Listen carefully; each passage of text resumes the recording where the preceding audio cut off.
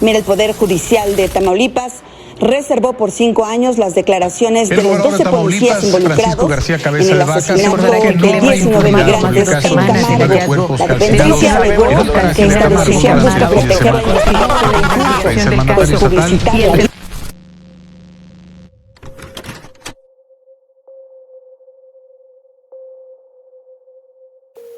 Era el 21 de enero del año 2021, en el municipio de Camargo, Tamaulipas. Aquellos parajes solitarios rumbo a la codiciada frontera con el sueño americano irían a cobrarse de nueva cuenta las vidas de aquellos desamparados que, con la esperanza de una vida mejor, emprendieron tan arriesgada aventura. Aquel desierto ya era conocido por el peligro que supone para quienes se arriesgan a cruzarlo, pero esta vez no serían ni los bandidos, ni el calor, ni los guardias fronterizos la causa de tanto dolor, sino que esta vez la muerte esperaría vestida de azul. Esta vez, la muerte serían los copes. Aún no se sabe a ciencia cierta qué llevó a estos agentes del orden a actuar con tal vileza. Se barajan teorías, como el haber actuado por instrucciones del crimen organizado, pero lo cierto es que no sabemos aún qué causó este evento tan trágico como cruel. El 22 de enero del mismo año, 19 cuerpos calcinados fueron encontrados en un vehículo sobre la carretera en Santa Anita, en el municipio de Camargo, a solo 69 kilómetros de la frontera con los Estados Unidos. La dantesca escena mostraba horrores que aquellos desafortunados vivieron. Se contabilizaron cerca de 130 impactos de bala, además de que todo indicaba que los cuerpos fueron incendiados aún con vida. La Fiscalía General de Justicia de Tamaulipas se movilizó inmediatamente. Sin tiempo que perder, el Ministerio Público comenzó las indagaciones. Al gobierno estatal no le convenía una masacre sin resolver, teniendo un desafuero en pugna con su gobernador. Pero su búsqueda por controlar daños resultó en un escándalo que le golpearía duramente. Como sabemos, la situación de migración en el país ha sido uno de los temas principales de este sexenio. Lamentablemente se tiene una de las crisis migratorias más grandes que quizá podamos ver en este país, en México. Y el problema es grave porque al final de cuentas ya no son mexicanos tratando de ir a los Estados Unidos. Son extranjeros, haitianos, venezolanos, colombianos, etcétera, etcétera, tratando de ir a Estados Unidos, cruzando por este puente que muchas veces se torna más en una pesadilla que en un sueño. El problema de la migración en México tiene sus orígenes muy atrás. De hecho, podríamos rastrearlos hasta tiempos del México independiente, tras la Guerra de Texas. Pero el problema se viene agravando más o menos desde los 90, durante el gobierno de Bill Clinton, en la que se hizo más que evidente con la construcción de un muro fronterizo. Los factores que generalmente hacen que cualquier persona decida arriesgar su vida, principalmente dejar sus posesiones materiales y algo que se ha construido con el pasar de los años para intentar, mejor dicho, para tener una oportunidad remota de poder mejorar su vida. ¿Qué podría decirse que es las causas o los causantes de que estas personas, principalmente gente de Sudamérica, quieran arriesgar la vida para poder obtener el llamado sueño americano? Mucho se debe a todo lo que se ha venido viviendo con la pandemia, la falta de empleo, sobre todo en países como Latinoamérica, la cruda realidad que se ha vuelto para muchas personas sobrevivir básicamente, y también se debe mucho a la desinformación, a los malos entendidos que se han dado en torno a las comunicaciones por parte de algunas políticas públicas de Estados Unidos. Testigos primero, sobrevivientes y más adelante la confirmación de las pruebas periciales dieron fe de que no estábamos ante un tercer San Fernando. Se confirmó la participación de cuando menos 2 elementos del Grupo de Operaciones Especiales, cuyas armas fueron accionadas contra aquel vehículo calcinado. Este número se elevaría con el tiempo hasta llegar a casi 30. Los Gopes cuerpo de élite de la Policía Estatal se formó a partir de los restos del CAIET, Centro de Análisis, Inteligencia y Estudios de Tamaulipas, dado que dicha agrupación ya se le señalaba por abusos y casos de desaparición forzada, con lo que buscaron cambiar su imagen. Junto a dichas revelaciones, con el paso de las investigaciones, se dio a conocer la probable participación de miembros del Instituto Nacional de Migración y elementos de seguridad pública municipal de Escobedo, Nuevo León. La noticia causó conmoción. Era una vuelta a los oscuros años de la década pasada.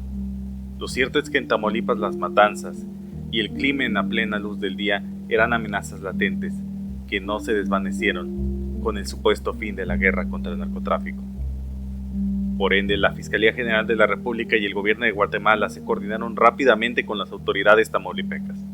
Era menester aclarar lo antes posible si se trataba de un acto propio del crimen organizado o si efectivamente fue una acción realizada por el GOPE.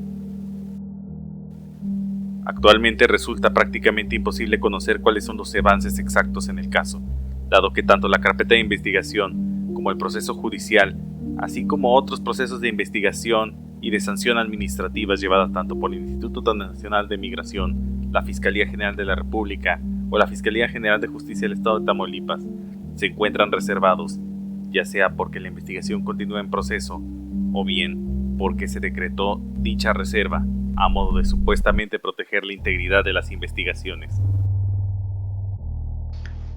Ok, sabemos que lamentablemente el camino para llegar al llamado sueño americano está lleno de muchas complicaciones, ¿no? Sabemos que para una persona el tan solo hecho de llegar a pie propio de un lugar a otro es muy complicado. Entonces, yo te quiero preguntar, César, ¿cómo es que los migrantes llegan al país? Pues la verdad es una pregunta muy acertada.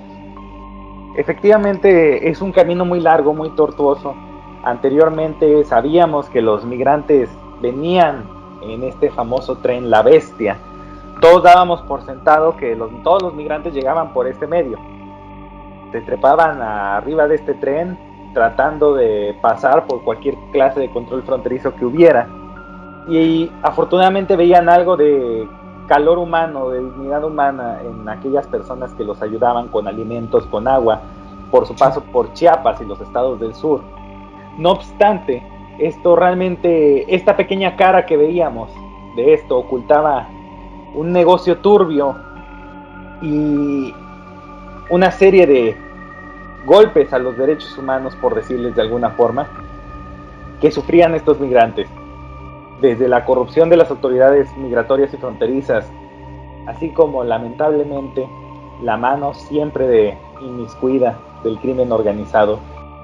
Estamos hablando que, para empezar, lo primero a lo que se tenían que enfrentar estas personas era lamentablemente pues una corrupción terrible de las autoridades. Segunda, además de eso, se tenía que lidiar con quizá el cansancio, el hambre, la fatiga, el miedo que representa para una persona en esa situación. Y al final pues tenemos esta situación, pues es el crimen organizado, ¿no? Que, como tú lo mencionas, ven a víctimas sencillas, a gente que realmente no es más para ellos que una suerte de ayudantes, de carne de cañón, de gente a la que pueden utilizar. Que a mi perspectiva se me hace una cosa terrible, que una persona no se pueda quedar en su hogar, pues porque no hay realmente, no hay para mantener. Se conocen pocos datos que puedan dar certeza a qué ocurrió realmente aquel 21 de enero del año 2021. Y lamentablemente, mientras no haya una sentencia judicial firme que dé cierta certeza al esclarecimiento de los hechos, no conoceremos más allá que estos pequeños detalles. Lo que se sabe es gracias a algunos testigos que han hablado tanto con la revista Vice, medio norteamericano de información, así como los testimonios de los familiares que sostuvieron algunas llamadas telefónicas, tanto con los migrantes atrapados en la caravana, como con los supuestos coyotes que los llevaban hacia los Estados Unidos. Según la información obtenida, por lo menos 20 elementos de los GOPES persiguieron a estos migrantes sobre la carretera Santa Anita. Sin embargo, solamente 12 de ellos se encuentran detenidos y sujetos a proceso. Esto dado que solamente sus armas fueron accionadas, cuando menos es lo que se sabe hasta ahora. Más de 100 balas fueron disparadas y hasta donde se sabe, se encontraban aún con vida cuando les encendieron en llamas. Se desconocen las motivaciones reales detrás de este ataque o cuál era el objetivo que perseguían los GOPES. Si buscaban alguna detención por drogas, tráfico de personas o actuaban verdaderamente bajo las órdenes del crimen organizado, como algunas voces han comenzado a indicar. Lo que sí es seguro es que este grupo de oficiales alteró la escena una vez concluida la masacre. Dio informes falsos y partes falsos a sus superiores con tal de limitar su responsabilidad, indicando que la persecución ocurrió de una forma o que la obtención de los vehículos ocurrió de forma diferente a la que finalmente ocurriera. En cuanto al momento en que ocurrió el ataque, únicamente se sabe que entre las 10 y 11 de la mañana, uno de los coyotes se comunicó con su esposa a través de teléfono para informar que la policía les estaba disparando. Este es el único dato certero que tenemos para poder saber que efectivamente fueron los elementos del Grupo de Operaciones Especiales quienes abrieron fuego contra los migrantes.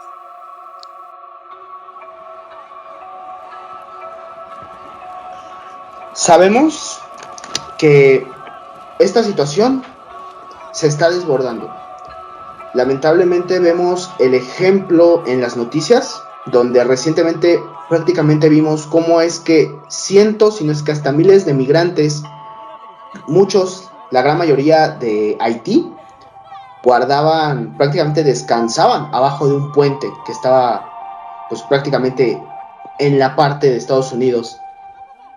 Sabemos que la situación está desbordándose, sabemos que estamos viendo algo sin precedentes, algo que, como ya lo habíamos comentado en podcasts anteriores, estaba predecido. O sea, no queremos que México sea un campamento de migrantes, queremos que se atienda el problema de fondo, que la gente no se vea obligada a emigrar. Abordando un poco más las cosas, como tú lo habías mencionado ya, estamos prácticamente teniendo una Guardia Nacional que prometió ser un cuerpo, ¿cómo podemos describirlo? Porque realmente están diciendo que no son militares, pero son militares. Bueno, vamos a ver, es un cuerpo de seguridad con una visión humanista, cosa que lamentablemente vemos que no es así, ¿no? Lamentablemente vimos cómo es que los retienen, cómo es que prácticamente actúan como un cuerpo de, ¿cómo podemos decirlo? Pues un cuerpo de granaderos, ¿no? Antiprotestas, antimarchas, que contrario a lo que decía el presidente, está agrediendo a los migrantes y está prácticamente violando todos los derechos humanos que puedan existir.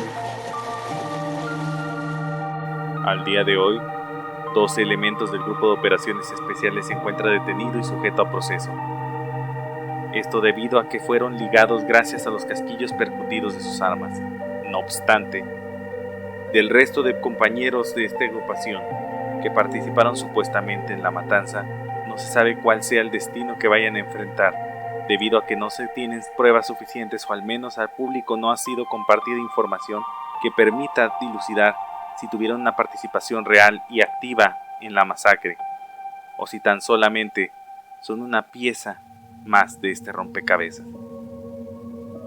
Lamentablemente no conoceremos a detalle qué ocurrió, como ya se dijo, hasta que se emita una sentencia que finalmente dé por concluido el caso y que permita esclarecer los hechos.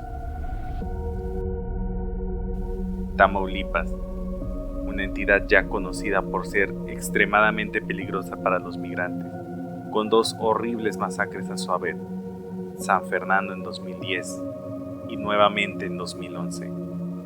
nuevamente es conocida en el mundo por ser muchas veces el destino final de aquellos que se aventuran a escapar de la miseria.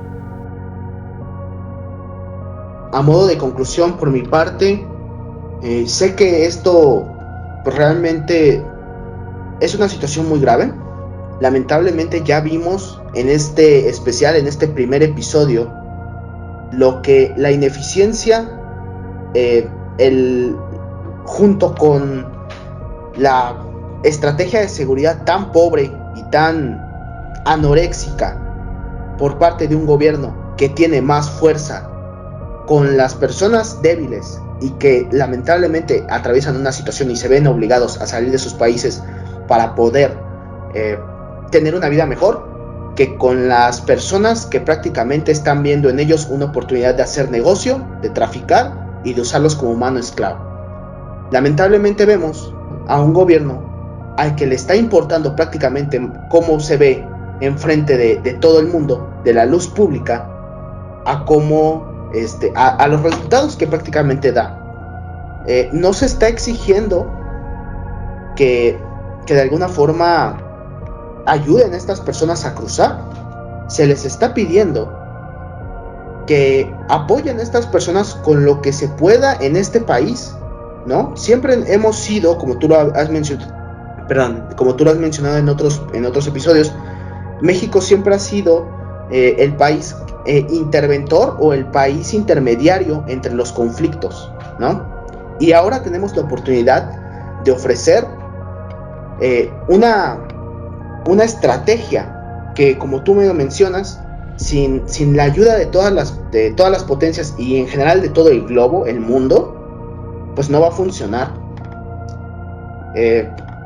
Pues nada, eso es todo por ahora.